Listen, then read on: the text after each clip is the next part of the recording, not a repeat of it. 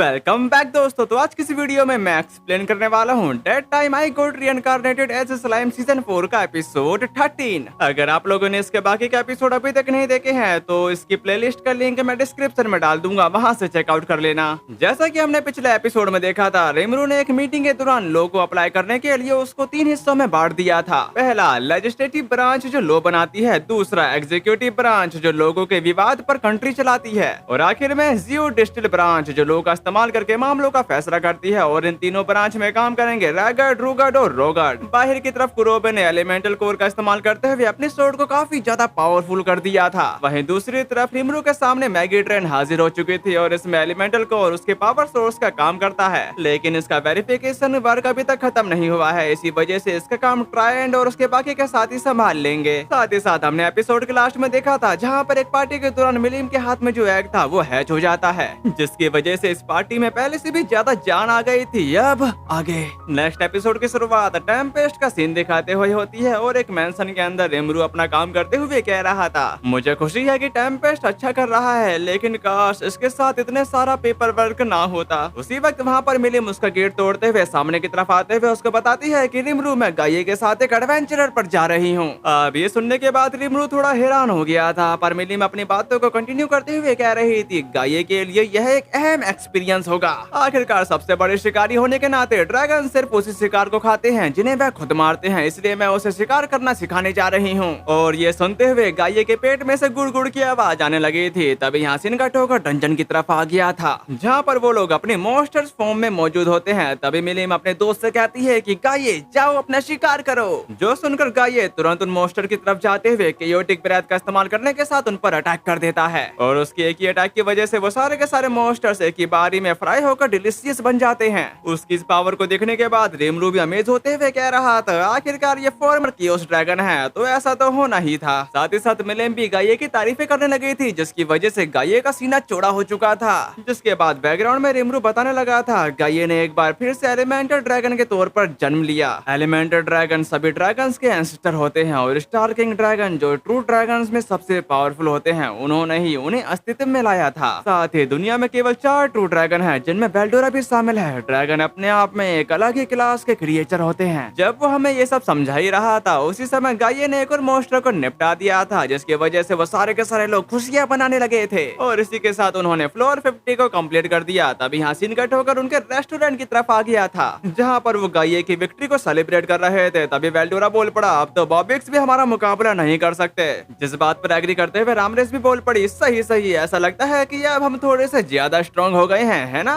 दूसरी तरफ रिमरू अपने सामने का नजारा देखने के बाद काफी ज्यादा हैरान हो गया था। साथ ही वो मिलिम को समझाता है कि मिलिम अपने पीछे बिल्कुल भी मत देखना, पर उसको बताने के लिए अब काफी ज्यादा देरी हो चुकी है, क्योंकि उसके पीछे से फिर सामने की तरफ आते हुए उसको बताती है, खैर ऐसा लग रहा है कि तुम काफी अच्छा समय बिता रही हो। जिस बात पर एग्री करते हुए मिलिम का कहना है, हाँ मुझे यहाँ पर काफी ज्यादा मजा आ रहा है, पर उसकी आवाज को अच्छे से जानने के बाद उसके होश उड़ चुके थे। उसके उड़े हुए चेहरे को देखने के बाद फ्रे उसको बताना शुरू करती है, क्या तुमने मुझसे वादा नहीं किया था कि गाये के एग से निकलने के बाद तुम घर आओगी। अब वहाँ का माहौल अचानक से बिगड़ता देखकर बेल्डोरा और रामरेस वहाँ से धीरे धीरे खिसकना शुरू कर देते हैं। फिर हम इसके कुछ देर बाद का सीन देखते हैं, जहाँ पर मिलिम चिल्लाते हुए कह रही थी, मेरे गाये मेरे दोस्त का अच्छे से ख्याल रखना। जिस बात पर एग्री करते हुए रिमरू कह रहा था, जरूर मैं तुम्हारे लिए इसका अच्छे से ध्यान रखूंगा। वहीं दूसरी तरफ गाये भी आंसू बहाते हुए उसको गुड बाय कह रहा था। इसी के साथ बैकग्राउंड में रिमरू बता रहा होता है, लैब्रिंथ ही एकमात्र जगह है जहाँ गाये को बढ़ने के लिए जगह मिलेगी। वैसे सुना कि मुझसे नाराज होने से पहले मुझे अपना काम ठीक से करना होगा, और अब उन वेसल्स पर काम शुरू करने का समय आ गया है जिनका मैंने डियाब्लो से वादा किया था। लैब्रिंथ वाली जगह पर रिमरू अपने सामने इस नजारे को देखने के बाद अपने मन में कहने लगा, जब मैं इसे ध्यान से देखता हूँ तो सच में ये काफी ज्यादा है, पर मुझे बिल्कुल भी उम्मीद नहीं थी कि वह लोग मेरे लिए इतने सारे तैयार कर देंगे। इसी के साथ रिमरू ने डियाब्लो के वेसल्स पर काम करना शुरू कर दिया था। तभी यासिन का ठोकर डियाब्लो की तरफ आ जाता है, जहाँ पर वो मैजिक कोल का इस्तेमाल करते हुए रिमरू को बताने लगा, मैं आपको ये बताना भूल ही गया था कि मैं कितने सबऑर्डिनेट्स लाऊंगा। अब ये सुनकर रिमरू से सवाल करता है कि तुमको कितने चाहिए, जिस बात का जवाब देते हुए डियाब्लो बताने लगा, ज्यादा से ज्यादा कुछ 100, पर मेरे अनुमान से वो 1000 से कम होंगे। अब ये सुनकर रिमरू के पैरों तले जमीन ही खिसक चुकी थी। तभी यासिन का ठोकर लैब्रिंथ की तरफ आ गया था, जहाँ पर रिमरू नीचे से ऊपर देखने के बाद बताता है कि मेरे पास ये सब तैयार तो है, लेकिन क्या वह सच में इनमें से 1000 और यहाँ पर लाने वाला है, मतलब उसे जानते हुए ऐसा हो सकता है। फिर हम दूसरी तरफ आते हैं जहाँ पर वेल्डोरा मजदूरी कर रहा था। सामने की तरफ रामरेस वेस्टा उनको समझा रही होती है। वेस्टा, तुम डेटा इकट्ठा करना शुरू करो और एक बार जब तुम ऐसा कर लोगे तो पेपर वर्क इकट्ठा शुरू कर देना और फिर आगे तुम क्या करोगे। साथ ही वो अपनी बात कह भी पाती उससे पहले ही वहाँ पर रिमरू आते के साथ उससे कहता है, माफ करना रामरेस, मुझे तुम्हारी मदद लेनी पड़ेगी और सुना है कि तुम वेल्डोरा और बाकियों को यहाँ पर ले आई हो। फिर हम उन दोनों की तरफ आते हैं जिनके मरियल जैसे चेहरे को देखकर ऐसा लग रहा था कि वो बस जिंदा है, उनकी आत्मा तो पहले ही मर चुकी है। फिर हम इसके कुछ देर बाद का सीन देखते हैं जहाँ पर रिमरू अपने सामने उस वेसल्स को देखते हुए कह रहा था, अरे यार इसमें अब क्या गलत है। ये बात सुनकर रामरेस कहती कि कुछ भी नहीं, सिवाय इसके कि करने के लिए बहुत कुछ है और हम काफी नहीं है। उसकी इस बात पर रिमरू बताता कि बस इतना ही, पर वेसल्स तो पहले ही तैयार हो चुके हैं। जिसके बाद वो अपने सामने उस एलिमेंटल कोर को देखने के बाद काफी ज्यादा हैरान हो गया था। इस बात पर रामरेस बता रही थी, यह मेरा आइडिया था, मुझे लगा कि एक पावरफुल कोर होने से यह और भी ज्यादा स्ट्रॉन्ग हो जाएगा। तभी अचानक से वेस्टा उनके बीचों बीच टपकते हुए कहने लगा, लेडी रामरेस के सभी आइडिया बहुत शानदार और दिलचस्प है। ये बात सुनकर रिमरू कहा कि वैसे क्या तुम एलिमेंटल कोर उन सभी में एक एक डालोगे, जिस बात पर रामरेस पूरी तरह से एग्री थी। अब ये सब जानने के बाद रिमरू अपने मन में कहा कि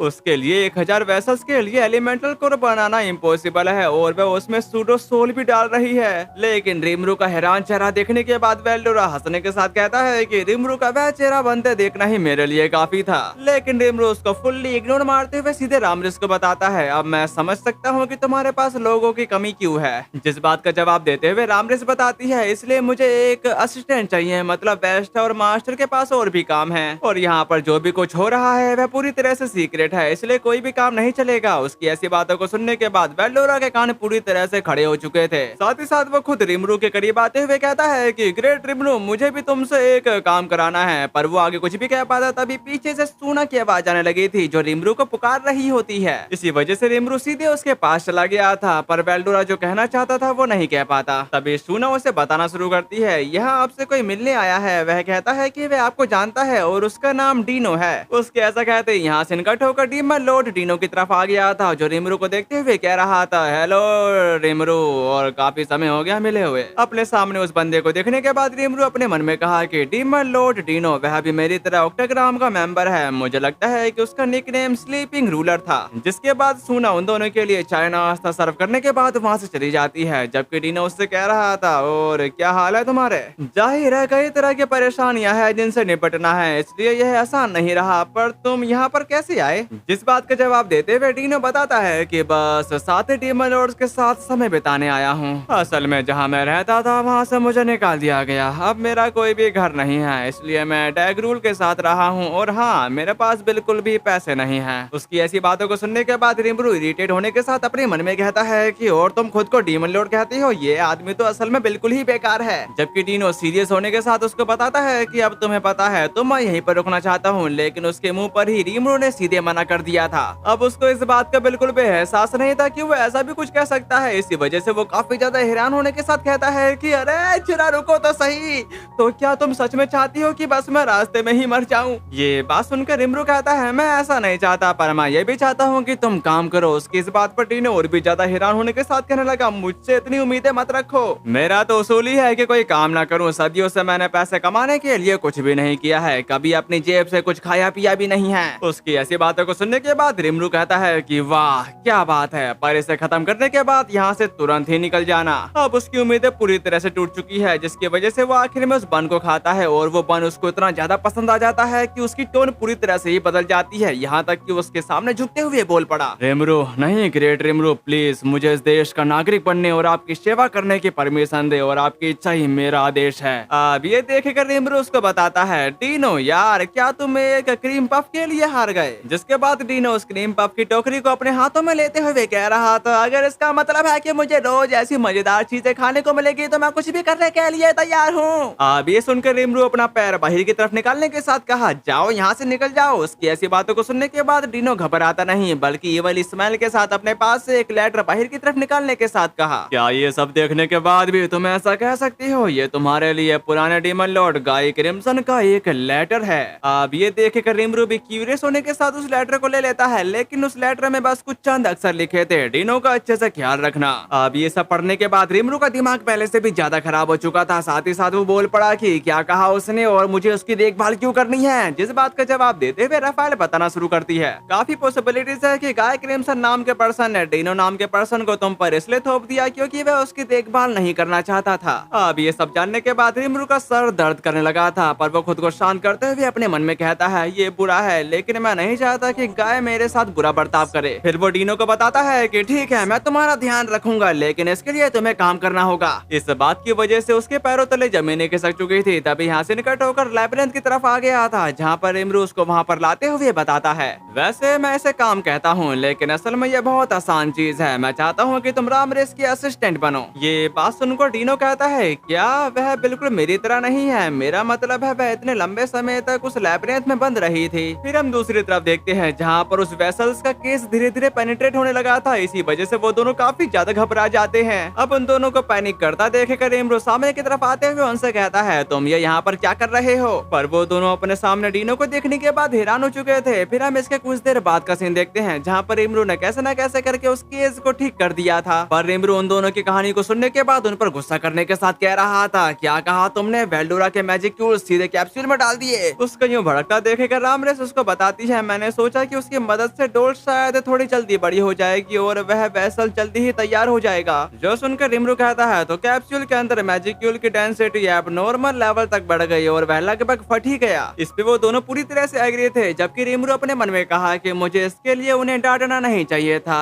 लेकिन राफेल उसको बताना शुरू करती है, वेल्डोरा नाम के पर्सन की वेव ने मैजिस्टिक बोन गोलेम को बदल दिया और यह एडामेटाइट का ही एक रूप है। इसे टेम्पररी रूप से ड्रैगोसाइट नाम दिया जा सकता है। ये बात रिमरू भी अच्छे से समझ सकता है, पर वो उसको बताता है कि लेकिन तुमको वेसल्स खत्म करने की इतनी जल्दी क्यों थी? उसकी ऐसी बातों को सुनने के बाद रामरेस बताना शुरू करती है, मैं चाहती थी कि जो ट्रेंड मेरी पूजा करने वाले हैं उन्हें जल्द से जल्द अपनी बॉडी मिल जाए, इससे वह भी खुश होती और फिर मुझे यहाँ कुछ मदद भी मिल जाती। समझ रही हो ना? जो सब जानने के बाद रिमरू भी राहत की सांस लेते हुए उसको बताता है कि तब तुम्हें मुझसे बात कर लेनी चाहिए थी। वैसे भी डियाब्लो अभी तक वापस नहीं आया है, जिसकी वजह से मैं पहले ड्रायंस के लिए कुछ बॉडीज ले आता हूँ। अब ये सुनकर रामरेस काफी ज्यादा खुश हो चुकी थी। जिसके बाद रिमरू डीनो की तरफ देखते हुए कहने लगा, जहाँ तक की मदद की बात है वो ये कर सकता है। फिर हम इसके कुछ देर बाद का सीन देखते हैं, जहाँ पर डीनो बताता है कि मैं काम नहीं करना चाहता, लेकिन मेरे पास कोई और चारा नहीं है, इसी वजह से मैं मदद करूंगा। तभी वहाँ पर बेस्ट हाउस के लिए ड्रेस और काफी सारी किताबें लाने के साथ कहते हैं, तो फिर मिस्टर डीनो क्या तुम अभी शुरू करोगे? और डीनो हाँ या ना में जवाब दे भी पाता, उससे पहले ही बेस्ट हाउस को सब कुछ थोपने के साथ बताते हैं, वैसे भी तुम्हारे जवाब की जरूरत नहीं है क्योंकि हमारे पास समय काफी ज्यादा कम है। उसकी ऐसी रूथलेस बातों को सुनने के बाद डीनो उसको समझाता है कि तुम्हें पता है कि मैं एक डेमन लॉर्ड हूँ। अब ये सुनकर वेस्ट हाउस को ढंग से समझाता है कि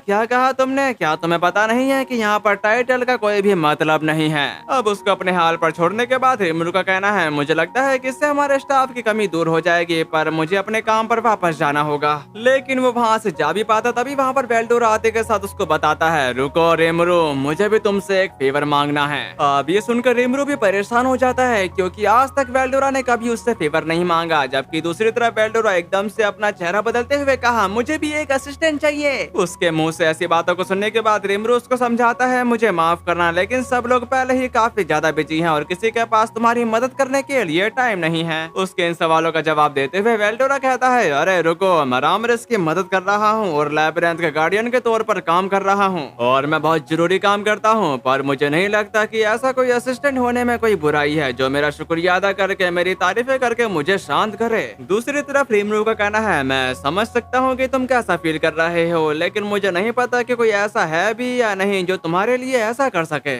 जिस बात का जवाब देते हुए वेल्डोरा बताता है कि चिंता करने की कोई भी बात नहीं है, सच तो यह है कि एक दोस्त है जिसे मैं तब से अपना दोस्त मानता हूँ जब से मैं तुम्हारे पेट में था। अब ये सुनकर रिमरू भी सोच में पड़ चुका था, तभी अचानक से राफेल उसको बताना शुरू करती है, मेरा अंदाजा है कि वह ग्रेटर स्पिरिट इफरीत की बात कर रहा है। उसकी ऐसी बातों को सुनने के बाद रिमरू हैरान होते हुए कहता है, क्या तुम उस इफरीतों की बात कर रही हो जो सीजुस्तान के साथ था? पर वो दोनों दोस्त कब बने? उसकी इस कंफ्यूजन को दूर करते हुए राफेल उसको समझाती है, जब तुमने इफरीतों को कंट्रोल में किया तो वेल्डोरा नाम के पर्सन ने इसमें दखल दी थी, जिससे वह दोनों एक ही जगह पर रुके रहे। तब से वो दोनों साथ रहे हैं और उनके बीच दोस्ती हो गई। अब ये सुनकर रिमरू पहले से भी ज्यादा हैरान हो चुका था, क्योंकि उसको खुद नहीं मालूम था कि मेरे पेट में इतना कुछ चल रहा था। फिर वो उससे कहता है, तो तुम चाहती हो कि मैं इफरीतों को वापस लाऊं, है ना? जिस बात पर वो हंसते हुए कहा, मुझे पता था कि तुम जल्दी ही समझ जाओगे रिमरू। ये बात सुनकर रिमरू अपने मन में कहता कहता है कि इस बारे में मेरी मिली जुली फीलिंग है। हो सकता है कि इफरीतों ने सीजू सान को यहाँ बुलाए जाने के बाद बचाया हो, लेकिन उसने उसे काफी तकलीफ भी दी है। इसी वजह से मैं इतनी आसानी से इस बात से एग्री नहीं हो सकता। अब रिमरू का ऐसा चेहरा देखने के बाद बेल्डोरा भी समझ जाता है। इसी वजह से वो काफी ज्यादा परेशान होने के साथ कहा, तुम ऐसा नहीं करोगे है ना।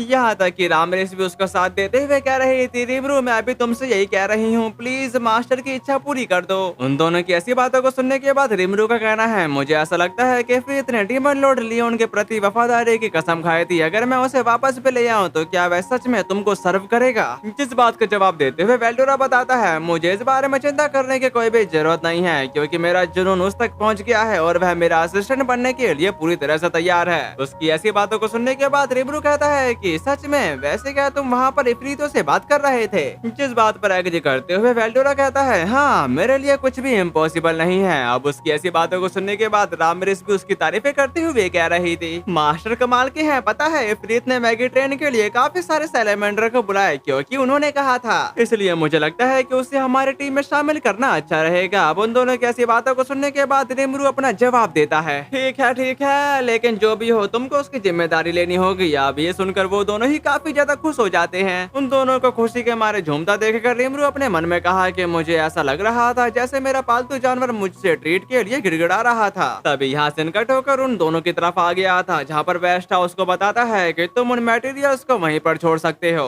जिस बात पर एग्री करते हुए वो ऐसा ही करता है, लेकिन वो कहने लगा, यार मुझे ये सब क्यों करना पड़ रहा है। तभी अचानक से वहाँ पर उसे उन तीनों की आवाजें आने लगी थी, जिसकी वजह से वो उन्हें देखने के लिए चला जाता है, जहाँ पर बेल्डोरा कह रहा था, इससे यह आसानी से मेरी पावर के हिसाब से डिसेंड हो जाएगा। जिस बात पर एग्री करते हुए रिमरू का भी कहना है, ठीक है शुरू करते हैं। और यह बॉडी असल में एक बोन गोलेम की है, जिसे बेल्डोरा के मैजिक्यूल्स ने ड्रैगोसाइट में बदल दिया है। साथ ही साथ इसके कोर के लिए हम चेराब्डिस के केओस कोर का इस्तेमाल कर रहे हैं। तभी अचानक से रफार उसको बताती है कि नोटिस इफरीत के अवशेषों की पुष्टि हो गई है और उन्हें चेराब्डिस के केओस कोर में ट्रांसफर किया जा रहा है। इसी के साथ सोल वेसल बनने की प्रोग्रेस शुरू हो रही है और ड्रैगोसाइट वेसल के साथ जोड़ा जा रहा है। जिसके बाद वो डोल धीरे धीरे इफरीत में कन्वर्ट होना शुरू हो चुकी थी और इस नजारे को देख रहा टीनोस की तो आंखें फटी की फटी रह जाती हैं। दूसरी तरफ इमरू इफरीत को फीमेल वर्जन में देखने के बाद अपने मन में कहा कि क्या इफरीत ऐसा दिखता था। जबकि बेल्डोरा अपने सामने इफरीत को देखने के बाद हंसते हुए कह रहा था, अरे इफरीत आखिरकार बॉडी पाकर और फिर से एक्शन में आकर कैसा लग रहा है। फिर हम यहाँ पर देखते हैं जहाँ पर इफरीत सामने की तरफ आते हुए कह रहे थे, लॉर्ड बेल्डोरा असल जिंदगी में हम पहली बार मिल रहे हैं और ग्रेट इमरू मुझे दोबारा जिंदा करने के लिए मैं आपका जितना भी शुक्रिया अदा करूँ कम है।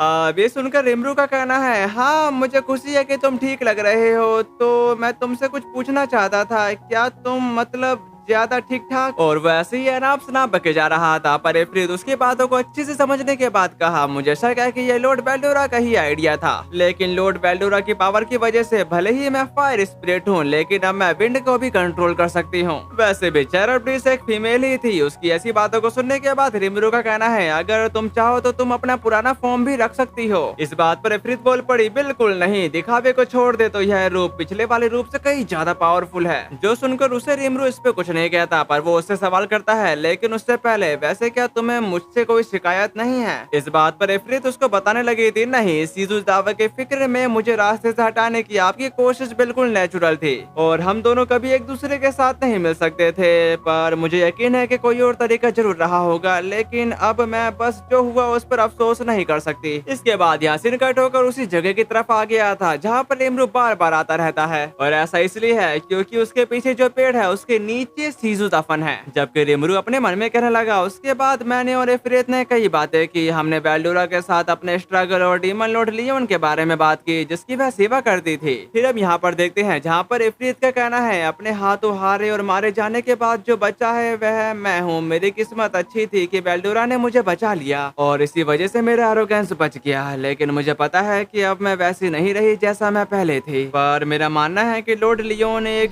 ग्रेट डीमन लॉर्ड है, लेकिन अब मैं लॉर्ड वेल्डोरा को सर्व करना चाहती हूँ। उसकी ऐसी बातों को सुनने के बाद रिमरू आगे की तरफ आते हुए उससे कहता है, ठीक है, तो अब मैं सोचूंगा कि तुम वेल्डोरा के असिस्टेंट के तौर पर अपना बेस्ट दो। जिसके बाद वो दोनों एक साथ हाथ मिलाते हैं। तभी इसी सीन के साथ यहाँ सीन कट होकर लैब्रिंथ की तरफ आ गया था, जहाँ पर वेल्डोरा खुशी के मारे झूमते हुए कह रहा होता है, इफरीत, आज से तुम्हारा नाम चेरिस है। जो सुनकर चेरिस उसके सामने घुटनों के बल बैठते हुए कही, ठीक है, मैं चेरिस इसके द्वारा लॉर्ड वेल्डोरा के प्रति अपनी निष्ठा की शपथ लेती हूँ। इसी के साथ इफरीत तो वेल्डोरा की ब्लेसिंग की वजह से इवॉल्व होने लगा था, पर वहाँ के फ्रीक्वेंसी को फील करते हुए डीनो भी इस नजारे को देखने के लिए आ जाता है। पर वो इस नजारे को देखने के बाद तो चिल्ला ही पड़ता है। फिर हम यहाँ पर देखते हैं जहाँ पर रिमरू अपने सामने इस सीन को देखने के बाद हैरान हो चुका था, जबकि रेफाइल उसको बताती है कि ग्रेटर स्पिरिट इफरीत एक फ्लेम लॉर्ड में इवॉल्व्ड हो गई है। जबकि वेल्डोरा हंसने के साथ कह रहा था, मुझे पता था कि मैं मैजिकल्स का बैलेंस तुम्हारे हाथों में छोड़कर आराम से रह सकता हूँ। और ये प्रोसेस ऐसा ही चलता रहा। फिर हम इसके कुछ देर बाद का सीन देखते हैं, जहाँ पर इफरीत का ये प्रोसेस कंप्लीट हो जाता है। लेकिन रिमरू इस नजारे को देखने के बाद हैरान हो चुका था, क्योंकि उसका रूप पहले जैसा हो गया है। तभी वहाँ पर वेल्डोरा आते के साथ उसे समझाता है, तुम अपने मेल रूप में वापस आ गई हो।